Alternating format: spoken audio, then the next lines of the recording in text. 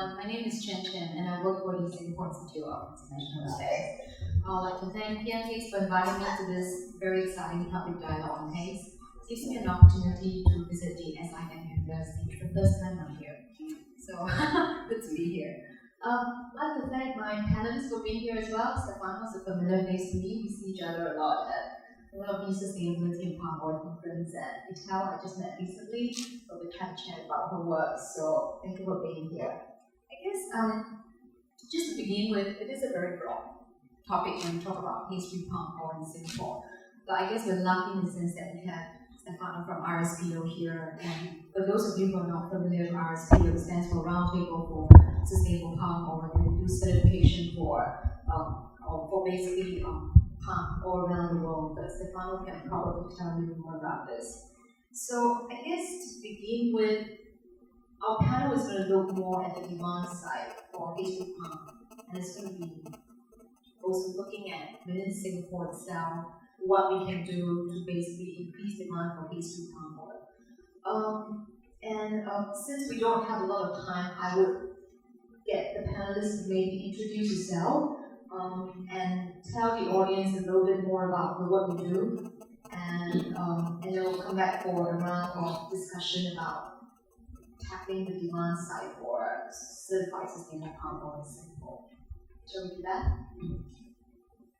Hi everyone, thank you for being here. I think it's very important that people care about this topic and we don't get too resilient about the haze, which I think is a very dangerous thing that can happen in Southeast Asia because people are so kind, usually, especially in Malaysia. That's what I found in the last 3 years. But anyways, going to what we do, Roundtable on Sustainable Palm Oil, it's an organization that unites more than 2,600 organizations or companies that work along the supply chain of palm oil, so from producers to consumer good manufacturers to retailers, processors and traders. And we also have financial institutions which play a fundamental role. Something was touched on this by Chris before in the question you asked, and I think it's a very important topic that I would like to raise, especially in Singapore being such a important financial hub. And of course NGOs. So we have social and environmental NGOs that are part of the Roundtable on Sustainable Palm Oil. And the vision of the Roundtable on Sustainable Palm Oil is to have 100% of the production of palm oil globally to be sustainable. Sometimes visions are a bit empty, but I think this is very important because it means that we don't aim to change 10% of the market to be the greenest and coolest palm oil producers, but we really aim to change the production as a whole. So we think it's very important to change all of the production to make sure that the impact on the environment and on people is minimized. So this is what we do. We have a standard. We don't certify directly ourselves. We have third-party certification bodies that apply the standards. And for what happens on ISO, for example, if you know more about these certification types. And so what's important about the RSPO is that we are a system, really, not just a piece of paper with some principle and criteria. And maybe we will talk about it more later, but I like to demonstrate. I already talked too much. So my name is Haze-free. I'm a French-American lawyer, and my background originally is working in human rights. Worked in countries like Iraq and Sierra Leone, Liberia. I focused a lot on war crimes and crimes against humanity as a researcher primarily and also a lawyer, and then switched over to environmental work. And most recently, I joined Waxman Strategies, which is headed by Henry Waxman, a congressman in the United States of America for 14 years. And was actually instrumental, in fact, kind of a driving force in creating the Clean Air Act in the United States. And he's very passionate about environmental issues, and especially about clean air. So, of course, the Haze issue here is a huge crisis for clean air worldwide and for Singapore in particular. I'll just give you two numbers. One is 16 million, and one is 3%. And 16 million is the tons of CO2 emissions last year from Indonesia's fires, and 3% is actually that it was 3% of global emissions for the year. So this is really, I think, an issue that's of tremendous importance to Singapore, to the region, to the world. And Waxman's Planet Cheese is an organization that works on campaigning and strategic planning and assisting organizations and companies that are interested in improving environmental performance and cleaning all of our food. Hi everyone. So as you all know, I'm Ihan from PM Haze, and not sure how you all feel after watching the film just now, but for me it always reminds me of why I'm doing this.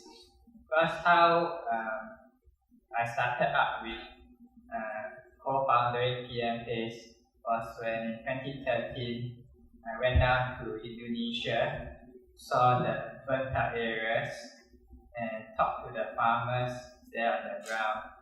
And one of them, they had been growing their oil palm for 3 years, so they are almost waiting for the harvest in order to send their kids to school.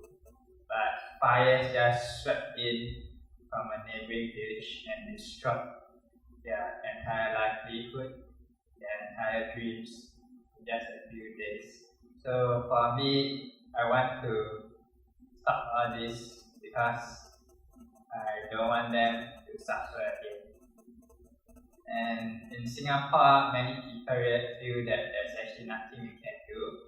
But what we realize is that actually, as you know by now, half of our products contain palm oil. And yet, what are we doing to make sure that our palm oil is not coming from the haze-causing companies? So, in RSPO website, you can see the members of each country. And for Singapore's case, there are a lot of Singaporean multinational companies on the list. But if you look at the retailers, there is 0. There's even an RSPO member. Now for consumer goods manufacturers, there's only 1. So there's definitely a long way for us to go to even take the first step towards certification.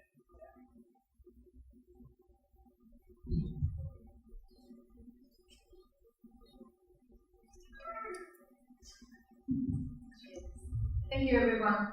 So, at the height of the haze crisis last year, I think there was some calls for a boycott of palm oil products. And that's in a way, it's a natural reaction, given that the haze last year was one of the worst we've ever experienced for the last 10-20 years, and it was over a prolonged period of time. So the instinct is, okay, let's not use palm oil. Let's really punish these companies for causing the haze and affecting us. But I think we've come to a stage where we realize that that itself is not a sustainable solution in the long term. I think, and bearing in mind that it's not just the palm oil concession lands and plantations that cause haze, the pulp and paper companies are very much culpable of causing the haze last year as well. So when we talk about, a consumer wanting to buy sustainable palm oil products, what exactly does that mean? I guess here I'll turn to Stefano. There's a product that is with the label CSPO. Does that translate into a product that, has very little to do with all the issues related to the haze? I mean, for the average audience, it's hard. How do we sort of demystify the label into what it actually means in terms of the haze? That's a very good question, actually. So, just to explain what the RSPO does in terms of our standards, we have 8 principles and 46 criteria on describing what sustainable palm oil means for the RSPO. And these criteria have been discussed and decided by all the members together. So this is why we are called a multi-stakeholder initiative, right? So as of today, the standard includes principles on no-fire. So the products, or actually palm oil is produced according to the standard of the RSPO, cannot be produced, for example, on land that is being cleared by slash and burn, for example. no fire is considered in plantations, except in the case of the event of pest, for example, in which fire can be used to go against the pest, but this needs to be done by communicating this action to the RSPO preemptively, which is not really a usual or common case. So that's just to make clear on what the regulation is. So yes, I would say according to the standard, this is what has to happen. So that's what the certification checks are there for. Of course, the RSPO is a system, so just being upfront on this, it doesn't mean that all the time this happens. Sometimes there's breaches. For example, sometimes people ask me, oh, how come there was a fire on this certified plantation? And we've seen, I think it was very good to see the documentary. You understand how things work on peatland. The fireman there was saying, if the fire starts 150 meters from here, the fire can run underground and come up on the plantation. It's also true the plantation are really large, so sometimes it's difficult to prevent fires. And this is just to understand that the issue is not so black and white. But as you were saying before, people sometimes say no palm oil, and this is because we tend to want to think that things are always black and white, right? So when they say palm oil is bad, the first thing that people think is, okay, I'll move away from it. But we don't think that by moving away from palm oil, that was mentioned also before, we will need to switch to some other vegetable oil, and we know that today the alternatives that we have at present, technologically available, have 4 to 8 times to 10 times more impact on land use. So this is the situation that we have. In terms of what products contain certified sustainable palm oil, I agree that there's not enough products with a label today, but that's not the only thing that consumers can do to push for sustainable production. Yeah? So, for example, writing to companies and joining advocacy groups and making sure that you speak to companies and ask companies to buy, for example, 100% certified sustainable palm oil. Even if that does not reflect on a label on the product, which can sometimes be difficult because palm oil can be a very small percentage of the formulation of a product, and for a company to communicate about it on pack might be difficult. But making sure that you push companies to buy and show the companies that you care about this is enough to move companies forward. And I think it's important, for example, that through the work of PMAs this year and WWF here in Singapore, we're starting to have a movement towards the national commitments of companies towards 100% certified sustainable palm oil in Singapore, and it's the role that consumers in Singapore can play, and it's a very important role for consumers to play in Singapore to push Singaporean companies to join this type of commitments and not run under the radar. Maybe Ian can say something more about this since he's more involved than me.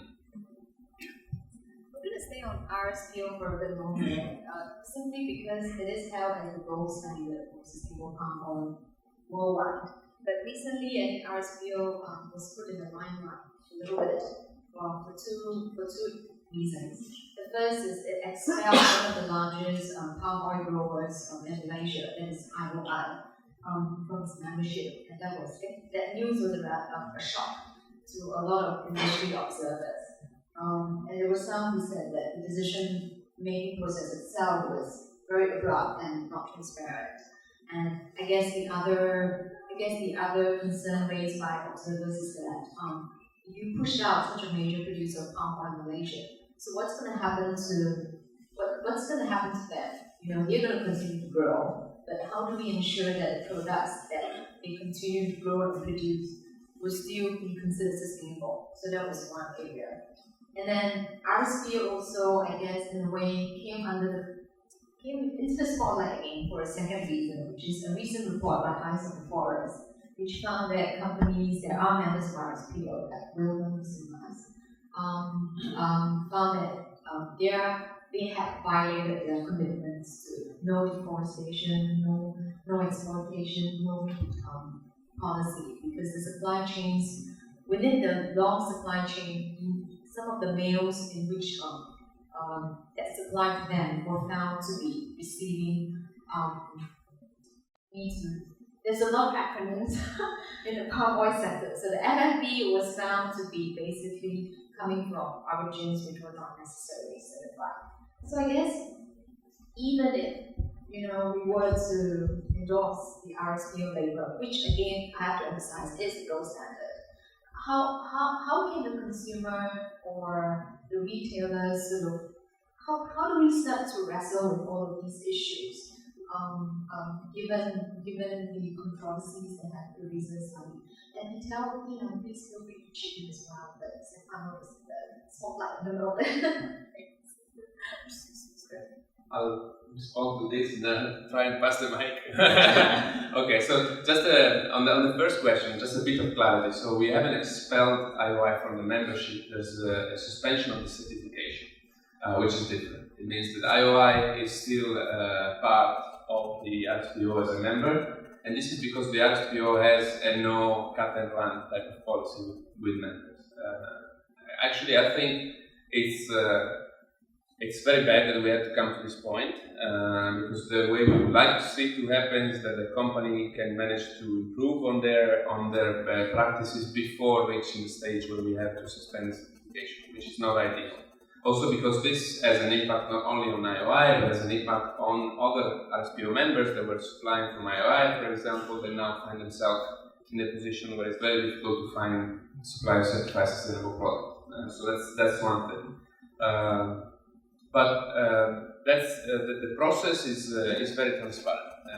RSPO, as I was saying, is a system, and as part of the system we have a complaints mechanism, which is formed by some of our members, which have no conflict of interest with the cases which they are looking into, and the decision happened after some new findings on clearance of high conservation value happened to be disclosed in 2015, but it's a process that was many years long, and unfortunately this is the stage where it came to, but it was a transparent decision from the complaints panel, and if you want to have more information, everything about the discussion, every document is circulated, that was circulated in the discussion is available on the RSPO website. So this is what makes the RSPO a bit different. So also from other initiatives that are there at the moment. So everything that we do is transparent. We're not binded by non-disclosure agreements, for example, with companies. So everything is out there. On the second question, well, I would like to differentiate, and maybe we're going a bit technical here, but the no deforestation, no peat, no exploitation type of commitments is not really the commitment of the RSP. It's a different discussion that came on looking at forest and what the value of forest is in a slightly different way. But I think though that the report you were mentioning does touch the RSPO as well.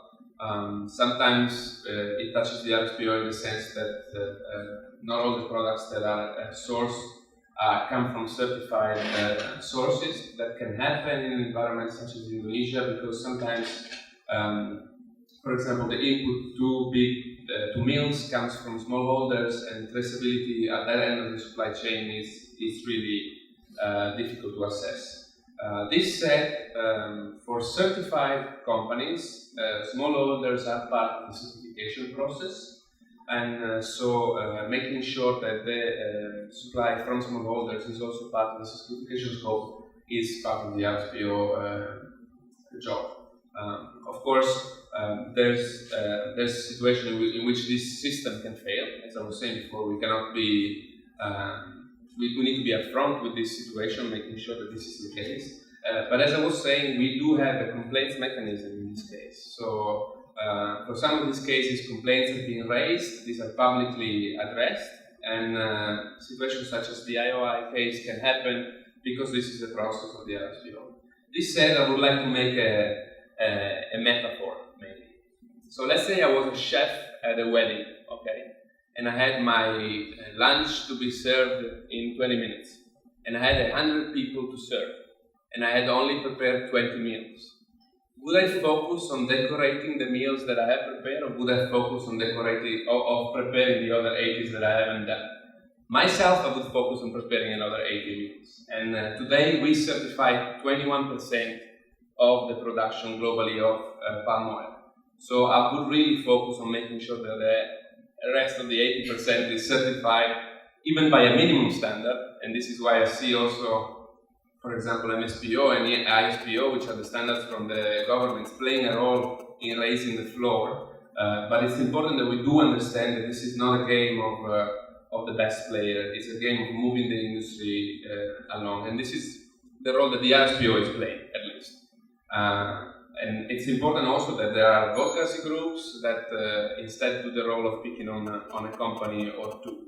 But that's not the role of the ISPO. We should all play the role that we have to play. I think that's important.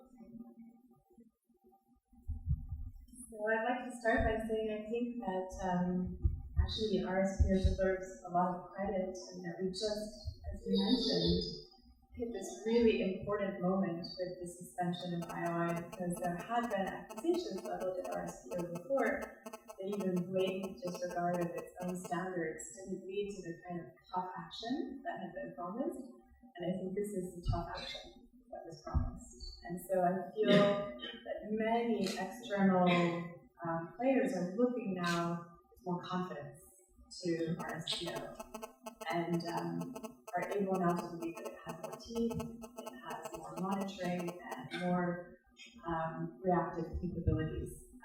And I think that gives a lot of renewed hope.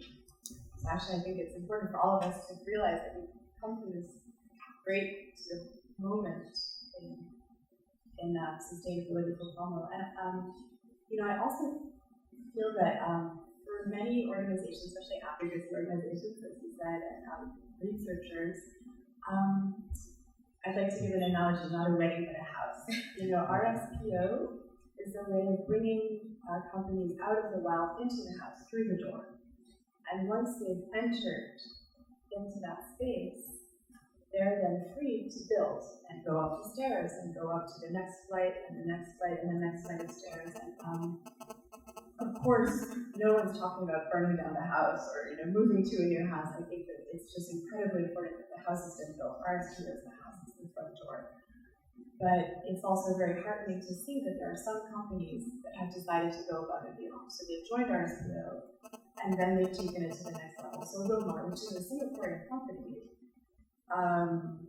had faced a lot of criticisms, right? That they were creating a market for deforestation, they were not doing a good job, that they were driving haze by basically creating this market for deforestation palm oil.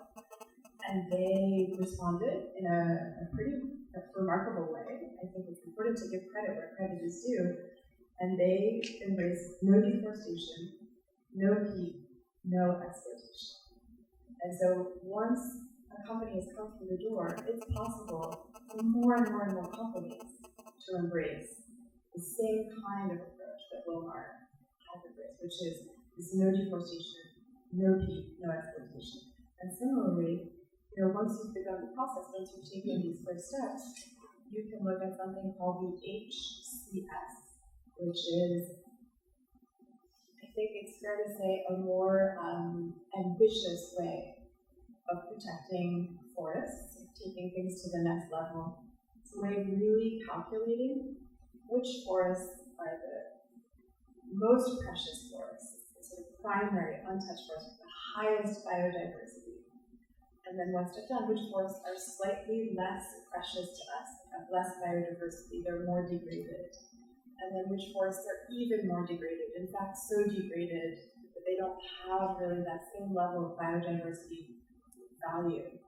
And so HCS approach is something that companies can go to when they get to the next level and become more sustainable, right? And say we will only work on degraded lands that are HCS certified as degraded. So I think it's not that these standards are incompatible, right? RSPO is about sustainability, and it's not incompatible with other standards. It's just that you can keep adding on and growing and growing. And I think the step approach that PM Haze has outlined, which I'm sure you'll talk about later, so I won't give a spoiler alert.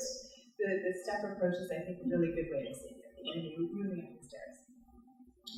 But that said, I'll just do a small pitch for maybe our next question, which is that There's so many things Singaporeans can do on a micro and a macro level. On a micro level, of course, as you pointed out, you can make sure that every single thing you buy is sustainable in terms of certification from RSPO. It's a CSPO product, certified sustainable compost.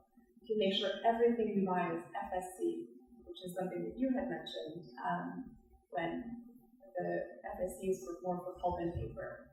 But then at a macro level, Singapore is a regional hub for investment. So the Singaporean authorities and banks, the Sovereign Wealth Fund, Temasek, GIC, all of these entities can choose to finance zero deforestation, or they can choose to finance deforestation. And as Singaporeans, you're in a unique position to write not only to your neighborhood market or your supermarket, but also your bank, Temasek, GIC, your government, your local representative, and ask for zero deforestation if you have a share, right, as a shareholder. So there's many, many things that you can do on a micro level and a macro level as a person, as a citizen, as a country. They're very empowered.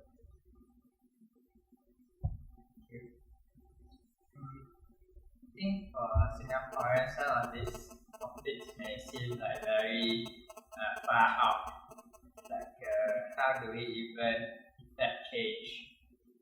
But that was what most people thought about paper FSC just before the Haze last year. But did you realize that NQC fair price, after it was exposed that some of the paper was coming from a haze causing, suspected haze causing company, they dropped their products, and then recently some of their products are up on the shelf, the FSC label. So if companies, the point is that if retailers want to change, they can change very quickly, as long as consumers voice out their demands. So what we are trying to do at PMH is really to spread awareness of how we can go haze-free by looking at our palm oil. So not just paper, but also our palm oil usage. And I think all of you will have gotten this flyer. So for us, we feel that sustainability, going haze-free is a journey. So definitely RSPO has its flaws. There are certain things that they can improve, and in our report, which you can download from our website or take a look later at the book, we analyze what RSPO has done, how and whether it's relevant to the haze, and we basically realize that okay, there are somewhere there. We wouldn't say that they can be 100% haze-free, but at least they are stepped up from the normal palm oil. So this is the first step, or rather the second step after the commitment step. Then if companies want to go beyond RSPO and build on the platform of RSPO, there's newer certifications like RSPO Next that is completely zero deforestation, zero heat, zero fire, and zero exploitation. Yeah. And then if companies want to go a further step up, actually a lot of their past palm oil usage has created damage in terms of the drain, peatlands, deforested land in Indonesia has been burning year after year because the dry fuel there is just stay on the ground. And so like now there's a peat restoration agency in Indonesia that's trying to re-flood all the burnt peatland in Indonesia, but they need money. It's expensive. And so what we in Singapore and the companies in Singapore can do if they want to show that they do care about stopping the haze is to donate to projects such as these to help prevent a fire. Yeah. And one last point I'd like to add is that although Singapore as a consumer base is small, but a lot of the companies in Singapore actually have a strong regional presence.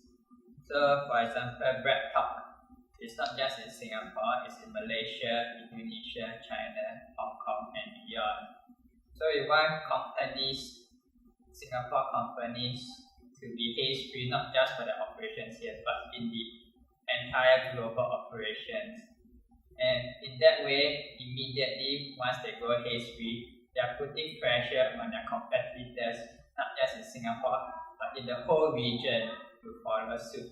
And that's how we can expand our influence upwards. I totally agree with you. I think we tend to have the misconception that because we're a small country, our domestic consumer market is so small, whatever we do has limited influence, but that's definitely not the case. So the retailers can, as a consumer, we can demand more from our retailers. And Vital also made a very good point about how Singapore being a financial hub for the region, some of these sovereign wealth funds, as well as banks and financial institutions here, can definitely reform their financial system to be greener and make a difference in the way in how loans and credit are given to some of these companies. I'd like to thank Stefano for taking my questions. I think we agree that establishing traceability in supply chain is very, very, very tough. The situation on the ground is much more complex than any of us can imagine. So RSPO has a very tough job to do. Now, I'm going to open the floor to questions now. I've got one over there. Can I take 3 questions at one time? Just 1 second. The third one, if there is. Okay. So can I start with you, sir? I have a question. You mentioned that there is a peak restoration agency in Indonesia, and it cannot do its work well because it's short of money. The question is, I think Singapore, we are willing. I am willing to come up money to help the agency to do its job. But the problem is that our trust of the Indonesian government is very low. Really, we don't think that all the money that we will give them will actually go to where it's supposed to go. So how do you convince us to donate or what, to come up with this money, so that this agency can do its job? Okay, thank you, sir. The question, please.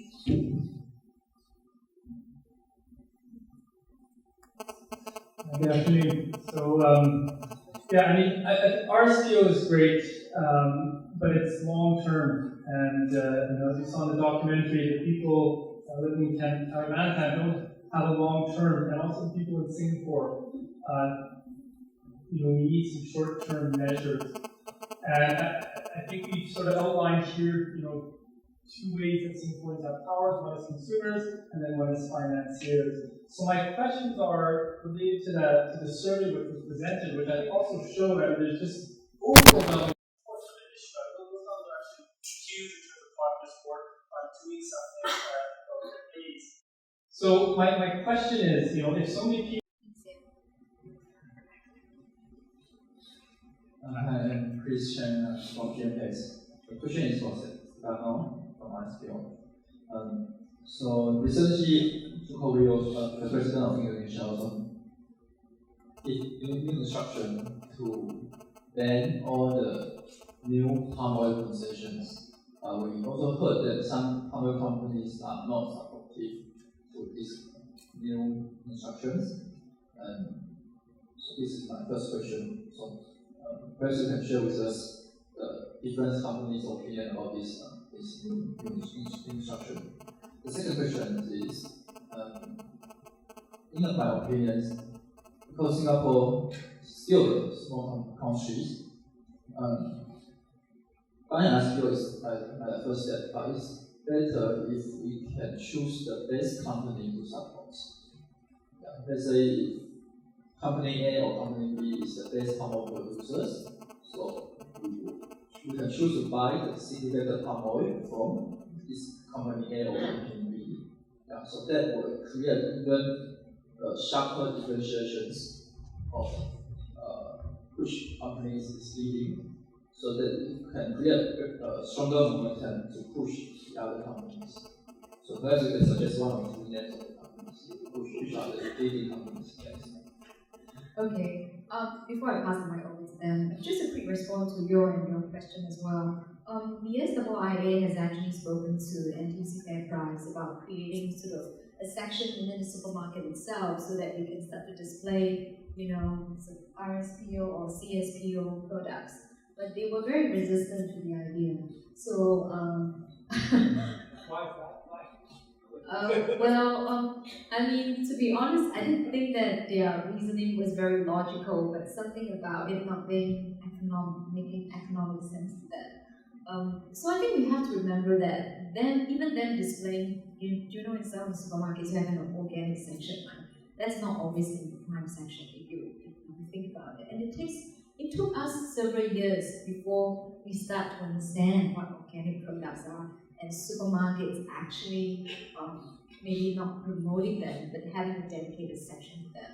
So I think you're right in the sense that there is a gap in terms of knowledge, information, where we can find these products. And this is where I think retailers can actually up the game, by coming forward to say, I'm going to take responsibility for this particular problem and try to generate greater public awareness. But at the moment, we're not seeing an uptake on this, and that's very unfortunate. So I think what we can do again is to continue to have conversations with them, Red Top, Adenia, all the local companies in Singapore, start to hold them accountable for why they are not helping us as consumers understand the products that they're selling.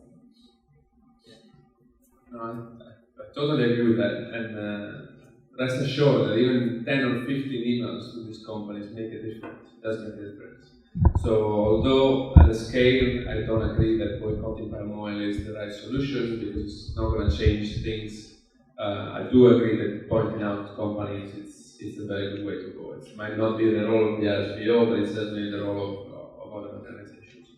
On your point on RSPO is the long term, I also do agree, but I believe that someone could have raised the same point in 1996 when the race first came. And 20 years passed, and we could have definitely have 100% certification, and we all have decided in 1996 to have this done. So let's not think that the long term doesn't pay off, because it's going to be long term very soon. Yeah, it's going to be. But it doesn't mean that we cannot do the short term things and the long term things at the same time.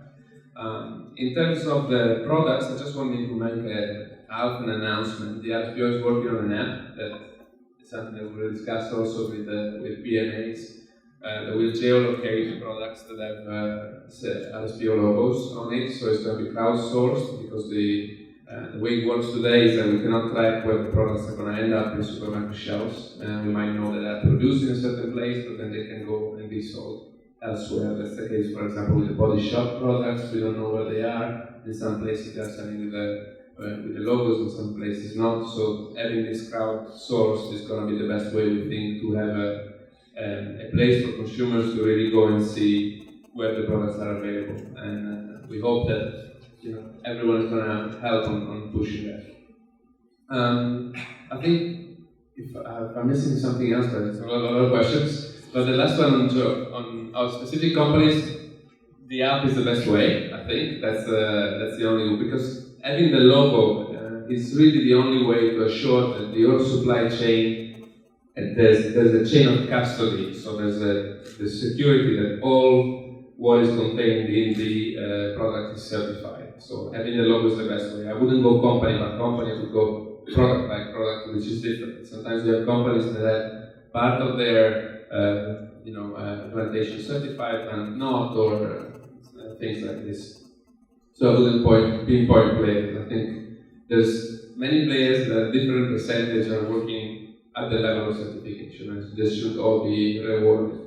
On the point of Jokowi, I think we, as the RSPO, we are not supporting palm oil per se. We're supporting certified sustainable palm oil. So we think that there's a need to support development as well, and it's part of the famous 3 Ps, right? Yeah, people, planet, profit. But I think what's important of what is being declared, and there's still about a bit of grayness on how this new moratorium is going to work, but the checks on legality of current plantations and transparency, this is the most important part of the work of Jacoby, I think, in the last days, and I really hope that is going to be the direction it's going to be taken. It's really important to make sure that concessions are legal, that's the situation, that there's transparency on this. And of course, a big part of this will be also transparency on maps, which we still don't have, and maybe that's a technical thing, but for those of you who are following the debate,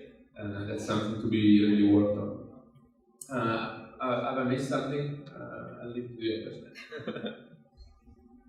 I was just going to start by saying that it's very dangerous to feel powerless. When you feel powerless, you give up, and then nothing will change. And in fact, it's also unreasonable in this case to feel powerless. Singapore is very powerful, and Singaporeans are very powerful. I'll just come back to the micro-macro right there. I don't know if you followed this, but the small state of Vermont in the United States just passed a law mandating GMO labeling. Because very few companies are willing to give up the Vermont market, many companies are now putting in GMO labeling everywhere that they sell in the United States, simply because once they have to label everything for Vermont, they might as well just label it for everything else. It's too hard for them to create a separate market for Vermont. So a tiny state is changing how GMO labeling operates in the entire United States. So Singapore is true as consumers. You're small, it's a small country, you're right, but you're a non-inconsiderable market. You're a considerable market. So if you change labeling requirements, if you insist as a customer in your supermarket, or as a retail chain in the region, or as a government, if you insist, if you as citizens are able to encourage your government to insist that all products sold in Singapore must be haze-free, it would change much more than Singapore. Very few companies would be willing to give up all their Singaporean consumers, and it might have a knock-off effect on a lot of other markets in Southeast Asia. So I think that's a micro, but it's not as micro as it might seem. The second thing is macro. You know, in the past decade, more than $50 billion have been invested into the Malaysian and Indonesian palm oil sectors. $50 billion. It's a lot of money. Palm oil is expensive. They need loans, they need to trade on stock exchanges, and Singapore is a very powerful financial hub in the region. I will just give you one example. Okay, Temasek is a majority owner of a company called Olam. Olam is a very important palm oil company, and in many ways, they're quite sustainable. They have been sustainability champions for a lot of things. They've made a lot of progress, but there's an extremely important loophole. Right now, they do not insist that their third-party suppliers embrace zero deforestation, zero peat. They've given their suppliers 5 years, until 2020. So it's basically a green light to go ahead and deforest and drain peatland for 5 years. And most of their competitors that are at the same level that they're at are way better. They've already closed that loophole for their third-party suppliers. So Temasek, within the space of maybe 6 months, they Olam, which is a very important player, changed the third-party supplier regulations, and boom, you have major change. And I'm pretty sure everybody in Singapore actually pays taxes. It's very hard to get away with tax evasion here. Singaporeans are very responsible, and the government is very responsible in this respect. If you pay taxes, you're contributing to the sovereign wealth fund, so the tax dollars are going to Temasek. So Singaporean tax dollars shouldn't be going to financing deforestation palm oil. They should be going to finance RSPO certified palm oil at a minimum.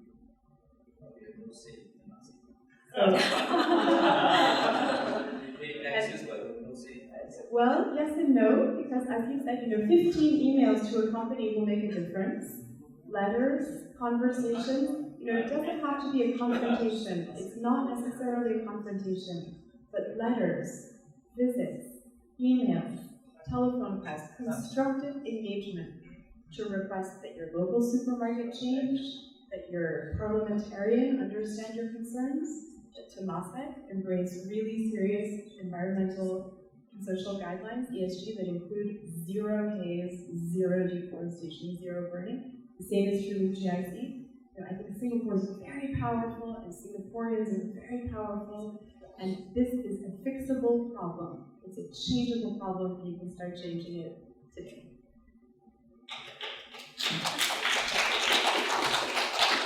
Thank you. Just like to address the first gentleman's question on the, I mean, I wouldn't just give money to anyone with a promise.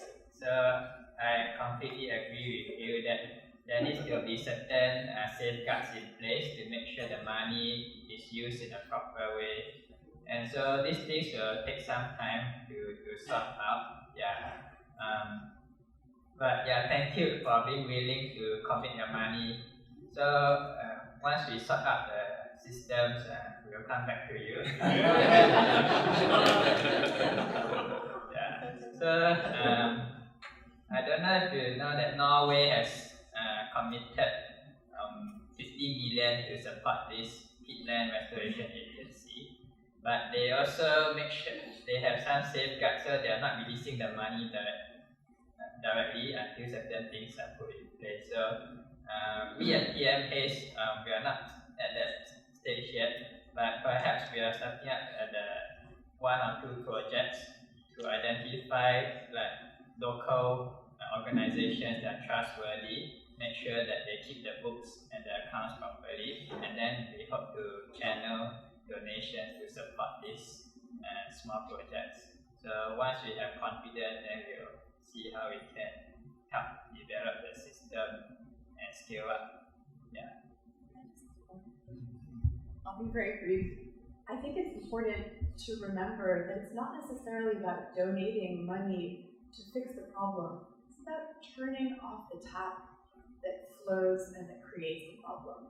Of course, it's always good to volunteer, to go help the firefighters, to give time, to give money, to give expertise. If you're a doctor or a firefighter or a student or a reporter or a researcher or anything, you can almost always make a big difference personally by doing donations. I think this is great. But more important is to fix the cause of the problem. And so if you have a bathtub that's overflowing, of course you can, keep putting the overflowing water into a bucket, but also maybe you should turn off the tap. In this case, it's about redirecting the flows away from deforestation palm oil and towards zero deforestation palm oil. Well, I think keep on coming to this type of events and ask more friends. I would like to see all the chairs taken next time. And there's a petition out there from WWF Singapore with PMAs that still doesn't have the amount of signatures that should have. And I think that's very important because organizations such as the RSPO could really use this type of initiatives in Southeast Asia to show that people care about these things. And it's very important for us to talk to our members and say, look, you need to move also in this market because people care about it. So keep being involved and don't think that one small thing doesn't lead to a big change. It does, even the smallest thing. So do it today. Thank you. Well, I think it's been a very positive discussion so far and very encouraging actually to see, such a big turnout for the first public dialogue organized by PM Haze, and that people are really dedicated to the issue and wanting to do something about it. So with that, I think I'll end this panel discussion. To encourage you to, continue the conversation with the speakers. Thank you very much.